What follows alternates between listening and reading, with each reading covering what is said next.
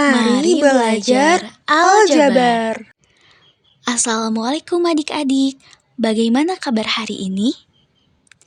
Pada video ini kita akan belajar mengenal bentuk aljabar. Aljabar itu apa sih? Nah, untuk mengetahui lebih lanjut terkait apa itu aljabar, simak sampai akhir ya video ini. Bentuk aljabar, mengenal bentuk aljabar dan unsur-unsur aljabar. Nah, dimisalkan suatu cerita, suatu hari Pak Ahmad dan Pak Syukur pergi ke toko agung. Pak Ahmad membeli 2 kardus dan 3 buku, di mana kardus yang berisi buku juga. Kemudian, Pak Syukur juga membeli 5 buku untuk anaknya yang kelas 7 SMP. Nah, coba adik-adik perhatikan gambar di atas. Pak Ahmad membeli 2 kardus dan 3 buku. Kita beri simbol pada kardus ini yaitu X. Maka 2X ditambah 3. Sedangkan Pak Syukur hanya membeli 5 buku saja. Maka kita sebut 5 buku. Kemudian kita akan menghitung buku yang dibeli oleh Pak Ahmad. Terdapat yaitu 2X tambah 3. Simbol X di sini menyatakan banyak buku yang ada di dalam kardus. Jika X-nya adalah 10, maka 2X tambah 3 adalah 2 dikali 10 ditambah 3. Untuk pengoperasiannya, adik-adik harus mengkalikan terlebih dahulu sebelum penjumlahan. 2 dikali 10, 20, ditambah 3. 20 ditambah 3 sama dengan 23. Maka Pak Ahmad membeli buku sejumlah 23 buah. Unsur-unsur aljabar. Unsur-unsur aljabar terdiri dari suku, koefisien, variabel, dan konstanta. 2X dinamakan suku, dan 3 juga dinamakan suku. 2X disebut suku 1 atau monomial. Sedangkan 2X tambah 3 disebut suku 2 atau binomial. Dan 2X ditambah 3Y ditambah 7 disebut suku 3 atau multinomial. Untuk bentuk aljabar yang tersusun atas lebih dari 3 suku dinamakan polinomial, seperti 4X ditambah 5. Lalu, apa yang disebut dengan koefisien, variabel, dan konstanta? Nah, coba adik-adik perhatikan di atas. Angka 2 disebut dengan koefisien.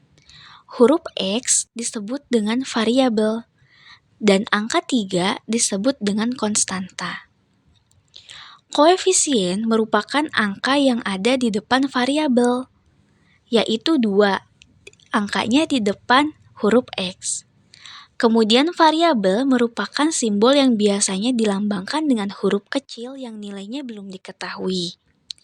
Dan konstanta merupakan angka yang tidak mempunyai variabel atau berdiri sendiri, seperti angka 3.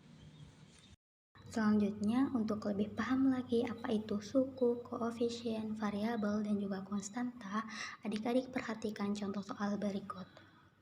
Tentukanlah suku, koefisien, variabel, dan konstanta dari bentuk-bentuk aljabar berikut.